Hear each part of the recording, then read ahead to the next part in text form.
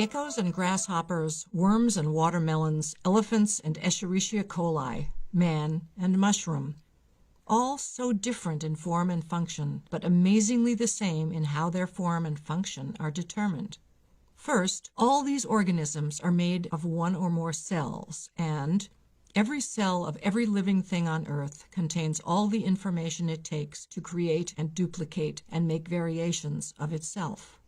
That information is stored in a very long but quite simple double molecule called DNA, or deoxyribonucleic acid. And the DNA of every living organism is made of chains of 4 smaller molecules called nucleotides. What dictates the difference between a man and a mushroom is the sequence of these nucleotides in the long DNA chain. The 4 differing nucleotide parts, called bases, are made of a few carbon, oxygen, hydrogen, nitrogen, and phosphorus atoms, and the molecules look like this. And each of these 4 bases is attached to an identical backbone molecule, a sugar called deoxyribose, the D in DNA, and a phosphate group. Let's simplify these nucleotides and show them like this. So, a single sequence of nucleotides joined by their common sugars would look like this. And the DNA molecule where such sequences are stored looks like this. But how does a simple molecule dictate the form and function of millions of different living things?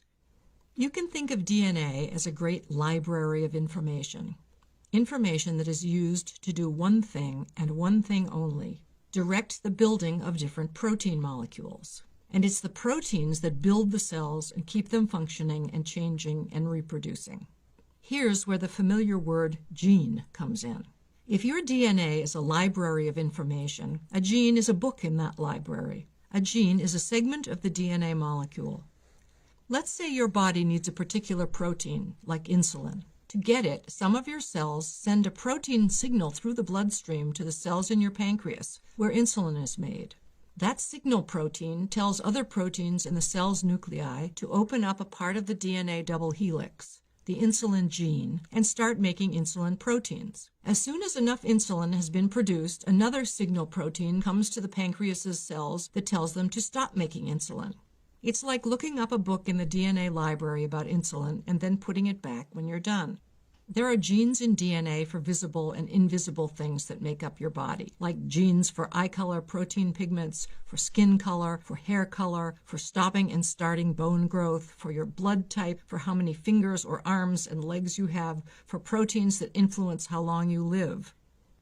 Your DNA probably contains between 25,000 and 40,000 genes, while the DNA of a worm or a plant or a fruit fly contains about 12,000 to 20,000 genes.